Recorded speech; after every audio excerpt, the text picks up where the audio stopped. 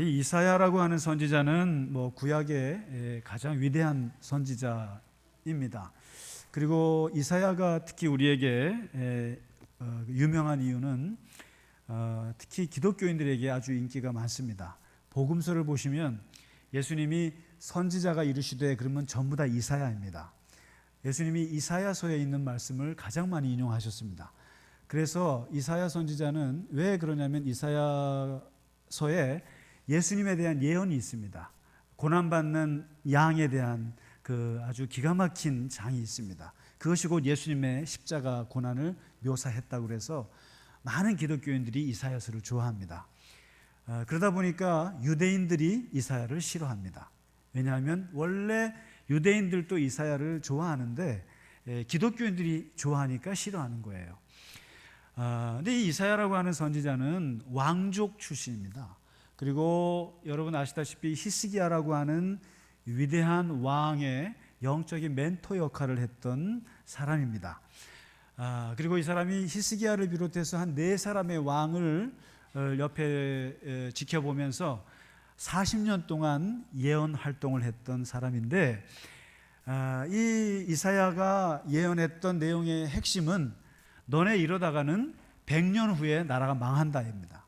100년 후에 나라가 망하고 넘어가게 될 것이고 이제 바벨론의 포로가 되어서 고난의 시대가 올 것이다. 이것이 이제 이사야서의 말씀이에요.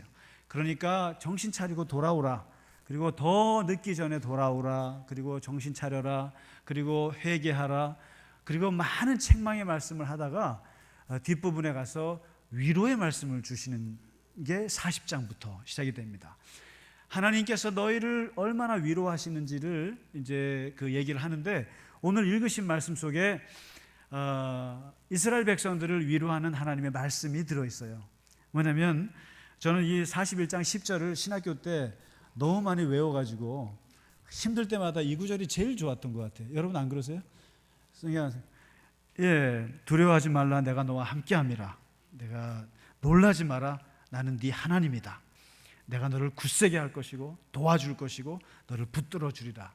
이거를 그냥 달달달 외웠거든요. 굉장히 위로가 되는 말씀인데, 이 말부터 시작을 해서 너에게 수치를 주었던 사람들이 흔적 없이 사라지게 할 것이다. 시원하잖아요.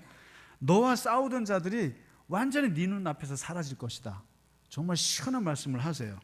그리고 너 앞에 막혀있는 산들을 쳐가지고 그냥 평평하게 만들어줄 것이고, 그리고 너희가 산에 강이 나고 말이죠, 광야에 못이 되고 골짜기에 샘이 터지고 마른 땅이 막 샘이 되는 정말 인생의 형통함이 너에게 있으리라.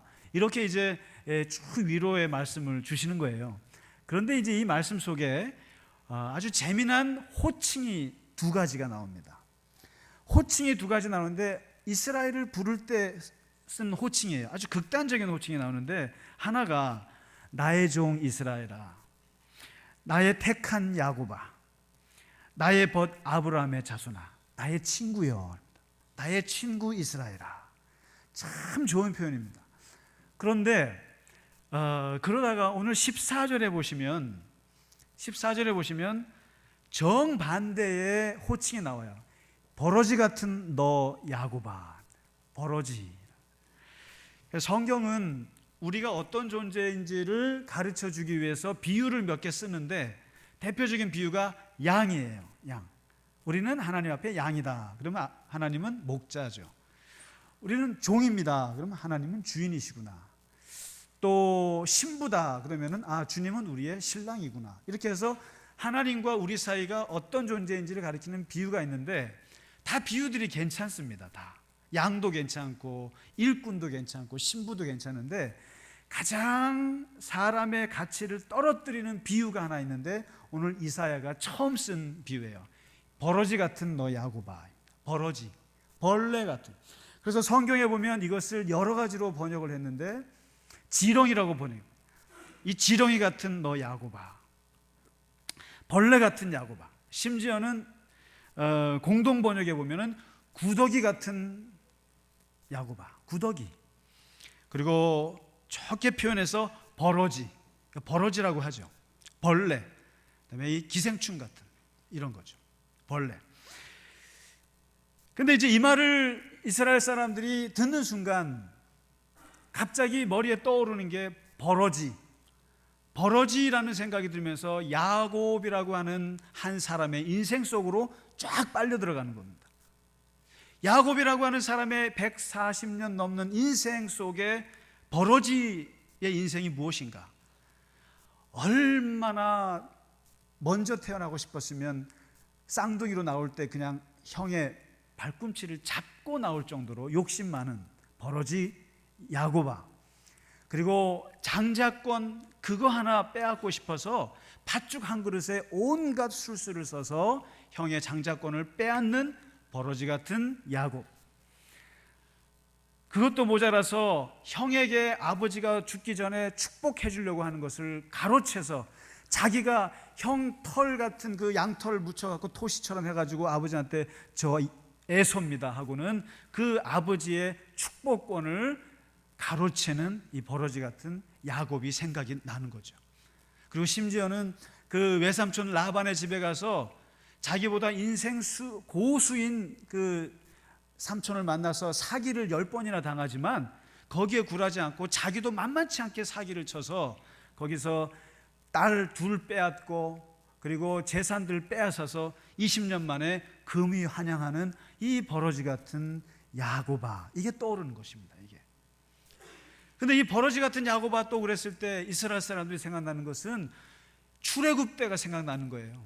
출애굽 때 그야말로 하나님께서 애굽을 쳐서 그들을 노예로부터 끌고 나와서 40년 동안 끌고 갈 때 홍해를 갈라주시고 불기둥과 구름기둥으로 인도하시고 메추라기를 떨어뜨려 주시고 반석에서 물이 나게 하시면서 아무리 먹여도 이 입에서 불평과 불만과 더 많이 줘요, 더 편안한 곳, 더 자극적인 것, 끊임없이 모세와 하나님을 갉아먹는 버러지 같은 이스라엘 백성들의 역사가 생각이 나는 거죠. 아무리 잘해줘도 끊임없이 달라고만 하는 것, 달라고만 하고 빨아먹는. 그리고 또 한 가지 떠오르는 것은 예수님의 제자들, 또 이 버러지 같은 거죠.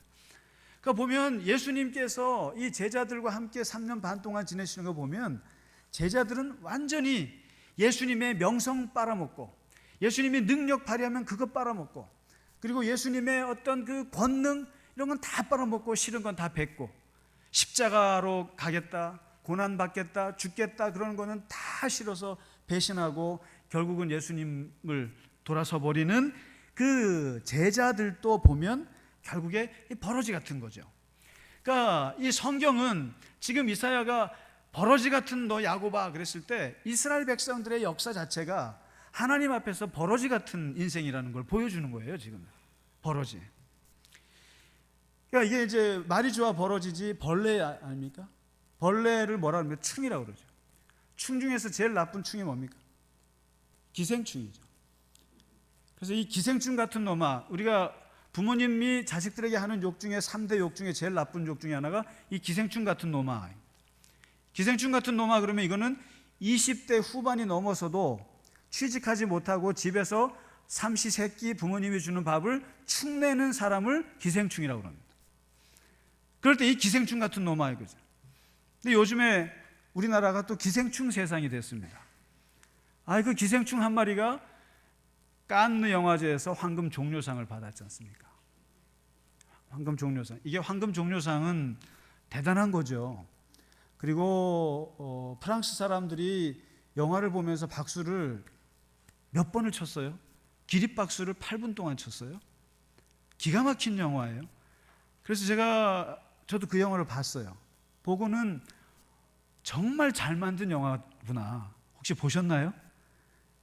안 보신 분들 앞에서는 제가 말을 함부로 했다가는 또 스포일러가 될 것 같아서, 물론 누가 저를 붙잡아갈 사람은 없습니다만은 광대가 나오진 않는데 아주 웃긴 영화고 악당이 전혀 나오지 않아요.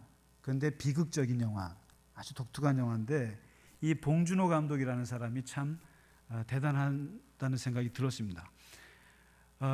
이게 보면은 이 모든 예술 작품이라는 게 생각이 많은 것이 좋은 작품이에요. 딱 보고 나서 이거는 이거야. 그거는 예술 작품이 아니고 그건 포스터예요. 포스터. 공산당이 싫어요. 더 이상 생각할 게 없어요. 그런데 어떤 작품을 봤을 때 생각이 많아지면 그게 좋은 작품이거든요. 근데 제가 이걸 보고 굉장히 생각이 많아졌습니다. 2주 동안을 기생충만 생각했어요. 기생충만 생각하면서, 그러나 이게 가끔씩 이렇게 좋은 작품들이 나올 때 같이 교우분들이랑 한 번 정도는 나눌 필요가 있겠다 그래서 오늘 말씀드리는데, 내용은 간단합니다. 반지하에 사는 가족이 정말 어쩌다 부잣집에 아들은 영어과에, 또 딸은 미술과에, 그리고 아버지는 운전기사, 그리고 엄마는 가정주부로 들어가서 온 가족이 그 부잣집에서 기생하는 이야기입니다. 거기서 이제 벌어진 얘기인데 더 이상 얘기를 하면 제가 안 될 것 같아서 이 정도만 하고요. 제가 그 영화를 보고 참 봉준호 감독이 참 우리 사회를 정말 너무나 솔직하고 진지하게 얘기하고 있구나 생각이 들었습니다. 그러면서 드는 생각은, 가진 자와 없는 자의 넘을 수 없는 선을 넘어버린 영화인가 이게? 또 우리 사회의 양극화의 실상을 보여주는 영화인가? 가난한 자들은 다 착한가? 아니면 부자들은 다 악한가? 아니면 그 반대인가? 인간은 서로 절대로 공생할 수 없는 존재인가? 부자는 부자들끼리, 가난한 사람은 가난한 사람끼리, 부자와 가난한 사람들 서로가 같이 살 수는 없는 것인가? 없는 자는 꿈이나 계획을 꿀 수도 없는 그런 존재인가? 있는 자는 왜 없는 자에게 넘지 못할 선을 긋고 넘지 못하도록 강요할까? 그리고 인간의 질투와 시기라는 게 얼마나 강렬하길래 사람을 죽음에 이르게 하는가? 여러 가지 복잡한 생각을 하게 됐습니다. 거기에 아주 제 머릿속에 꽂혔던 대사가 몇 가지가 하나 있는데, 슬프기도 하고 씁쓸하기도 했던 송강호 주인공의 대사입니다. 아버지, 계획이 뭐야? 가장 완벽한 계획이 뭔지 알아? 무계획이야. 인생은 계획대로 안 되거든. 계획은 세워봤자 틀어지기만 해. 계획이 없으면 틀어질 일도 없고 무슨 일이 닥쳐도 아무렇지도 않아. 참 슬픈 얘기입니다. 가난한 사람은 무언가를 계획할 수가 없어요. 계획대로 되지가 않거든요. 아주 비참한 얘기입니다. 근데 거기에 맞서서 그 부인이 하는 말이 하나, 또 명대사가 하나 있어요. 왜냐면 과외집에 갔더니 그 부인이 너무 착해요. 그러니까 부자인데도 참 착하네. 그랬더니 그 부인이 하는 말입니다. 착해서 부자인 게 아니야. 부자니까 착한 거지. 나도 돈 많으면 착할 수가 있어. 돈이 다림이야. 돈은 우리의 주름살을 쫙쫙 펴줘. 참 자본주의 사회의 그 모습을 아주 잘 보여주는 거예요. 자본주의 사회에서는 돈이 있으면 성품도 좋다 이거죠. 참 이게 씁쓸한 말이죠. 또 한 가지는 그 사장님 이선균 사장님의 말인데, 이건 참 사람을 굉장히 참 절망스럽게 하는 말이었어요. 뭐냐면, 나는 선을 넘는 사람을 내가 제일 싫어하는데 그 아저씨는 냄새가 자꾸 선을 넘어. 이게 송강호가 말이죠, 운전기사를 하거든요. 근데 냄새가 나요. 내가 선을 넘는 걸 아주 싫어하거든. 근데 냄새가 선을 넘어와. 이 말이, 이걸 보는 순간 제가 프랑스 사회학자 두 사람이 떠올랐습니다. 이 브루디에라고 하는 사회학자가 있는데, 이 사람이 뭐라고 그러냐면, 부자와 가난한 것은, 이것은 그냥 돈 많고 적고가 아니라는 거예요. 아예 어렸을 때부터 몸에 배는 거예요. 부라고 하는 것은 문화로 몸에 배는 거예요. 그래서 부자인 사람들은요, 벌써부터 스포츠 하는 거 달라요. 가난한 사람들은 스포츠를 뭐 하냐면 떼거리로 몰려다니는 거 합니다. 축구, 농구, 배구. 왜 어제 축구를 졌는지 모르겠어요. 정말 이었으면 좋았어요. 이게 제가 축구를 비하하는 말이 절대 아닙니다. 그런데 부자들은 아예 골프, 승마, 개인적인 걸 합니다. 이게 원래 달라요. 그리고 음악을 들어도 부자들은 클래식을 듣습니다. 근데 가난한 사람들은, 서민들은 트로트, 그다음에 대중가요를 듣습니다. 그러면서 이 부르디에가 이 부와 가난한 사이를 쭉 그렇게 4-5가지로 나눴습니다. 뭐 패션, 음식 다 나눴습니다. 다 다르다는 거예요. 취향이 다르다는 거예요. 근데 이 취향은 이게 뭐 돈 갑자기 떼부자가 돼가지고 내가 양복 입고 말이죠 레스토랑 간다고 해서 부자티가 난다는 게 아니라는 거예요. 몸에 배는 거기 때문에 넘어설 수 없는 선이 있다는 거예요. 그런데 오늘 바로 이 이선균이가 하는 말이 그거예요. 냄새가 선을 넘어오네. 냄새라고 하는 것은 아무리 송강호가 양복을 빼입어도 반지하에 살고 있는 그 냄새가 날 수밖에 없어요. 그 선이 넘는다는 거예요. 참 슬픈 얘기죠, 어떤 면에서. 그러면서 또 한 가지 떠올랐던 철학자가 있는데 몇 주 전에 돌아가셨는데 88세로 미셸 세르라고 있어요. 그 프랑스의 아주 유명한 철학자고 과학자입니다. 근데 이분이 이미 어떤 책을 썼냐면 기생충이라는 책을 썼어요. 우리말로 기식자라는 책이 있어요. 근데 워낙 책이 어려우니까 이 책이 벌써 절판이 됐어요. 근데 그 기식자라는 거에 보면은 뭐냐면 인간의 본능에는 기생충 같은 본능이 있다는 거예요. 왜냐하면 자기는 아무것도 생산하지 않아요. 아무것도 만들어내지 못해요.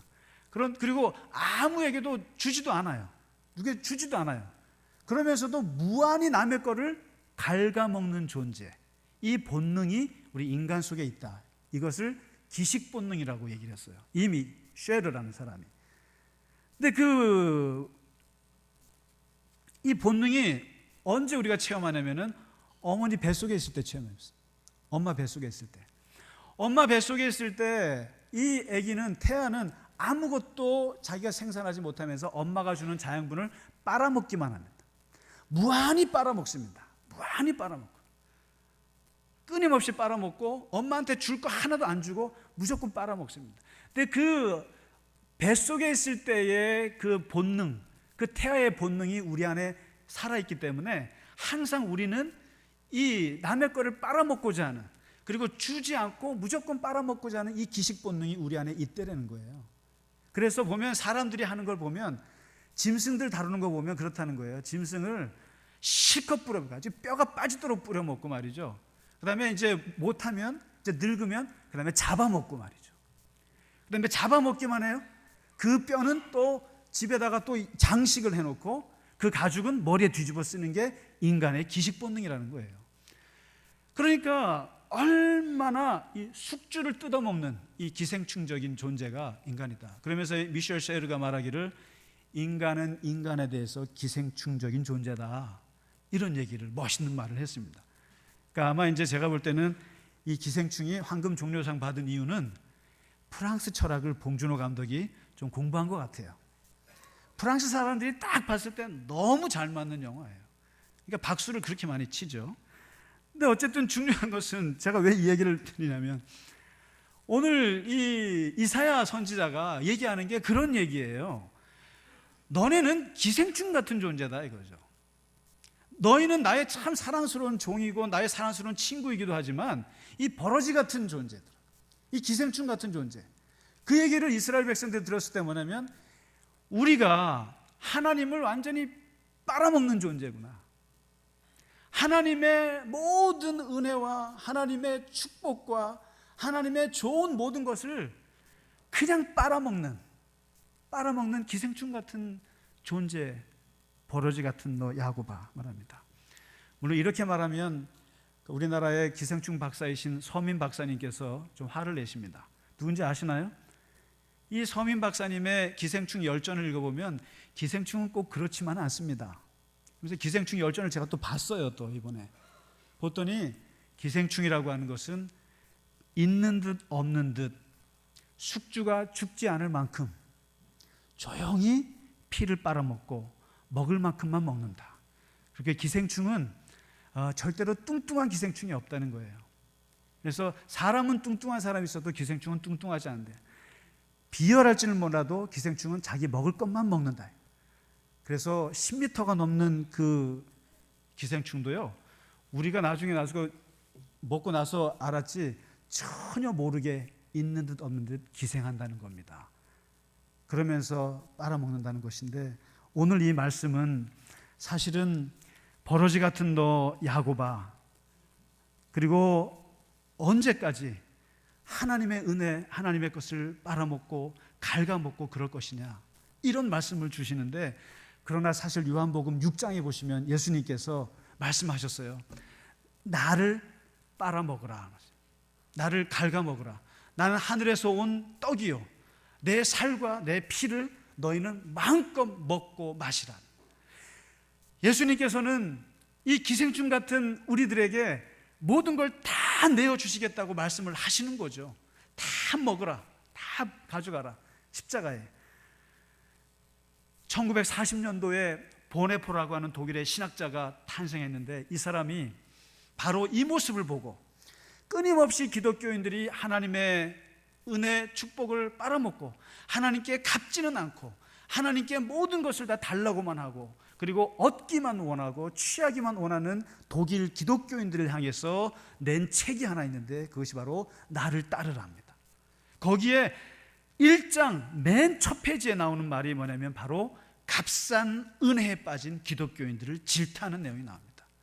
은혜라고 하는 것은 매우 값비싼 것인데, 주님이 나를 먹어라, 내 살을 먹으라, 내 피를 마시라, 이것은 값비싼 은혜를 얘기하는 것인데, 사람들은 아주 값싼 은혜로 떨어뜨렸다는 거예요. 그래서 뭐라고 하냐면, 오늘날 값싼 은혜라고 하는 것은 싸구려 상품과 같은 은혜요, 헐값으로 팔아치우는 사죄요, 헐값으로 팔아치우는 위로요, 헐값으로 팔아치우는 성만찬이다. 값싼 은혜란 공짜로 주는 은혜요, 대가를 치르지 않는 은혜다. 값싼 은혜란 죄를 의롭다고 인정하는 것이 아니라 죄를 의롭다고 인정하는 그런 은혜다. 값싼 은혜란 회개가 없는 사죄고, 교회 권징이 없는 세례요, 죄의 고백이 없는 성만찬이고, 개인의 참회가 없는 용서다 그랬습니다. 값싼 은혜란 뒤따름이 없는 은혜요, 십자가가 없는 은혜고, 예수 그리스도가 없는 은혜. 이러한 값싼 은혜에 매몰된 기독교인들을 향해서 보네포가 한마디 한 겁니다. 대가를 치를 줄 몰라요, 회개할 줄 몰라요, 권징을 받을 줄 몰라요, 그리고 죄 고백이 없어요, 참회가 없어요, 그리고 제자도가 없고 십자가가 없고, 그리고 예수 그리스도가 없는 은혜. 이게 뭡니까? 버러지 같은 너 야곱아, 그저 너는 아무것도 생산하지 못한 채 남에게 주지도 않고 그저 빨아먹기만 하고 갉아먹기만 하는 기생충 같은 너 야곱아, 이 값싼 은혜에 빠져서 하나님께 요구만 하는 너 야곱아, 이 얘기를 하는 거거든요. 그러면서 보네포가 말하기를, 값비싼 은혜란 무엇인가? 그것은 밭에 감추어 있는 보배와 같아서 자기의 모든 것을 내어놓고 팔아서 그 보배를 사는 그런 예수 그리스도의 부르심을 따르는 그러한 은혜를 말한다, 그렇게 말합니다. 오늘 이사야가 비록 버러지 같은 야곱도 하나님께서 지켜준다고 말씀은 하시지만은, 그러나 진정으로 우리가 사실은 버러지 같은 우리의 신앙에서 정말 값비싼 은혜로 한 단계 도약할 수 있으면 좋겠다 생각이 듭니다. 정말 저도 그 영화를 보고 느꼈어요. 내가 되게 하나님 앞에 기생충 같다라는 생각이 들었어요. 참, 하나님의 것을 그냥 받아먹고 누리기만 할 줄 알았지, 내가 무엇 하나 제대로 나눠주고 정말 주님 앞에서 이렇게 제대로 나간다는 생각을, 그 기생충이 저를 아주 그냥 2주 동안 괴롭혔습니다. 버러지 같은 야곱아. 그러나 오늘 보네포가 우리에게 말했던 것처럼 값비싼 은혜, 대가를 치르고 하나님 앞에 십자가를 지고 나아갈 수 있고, 그래서 정말 주님이 보셨을 때 너 정말 괜찮다, 그러한 말씀을 듣는 우리가 모두 되시기를 주의 이름으로 축원합니다. 우리 같이 찬송하겠습니다.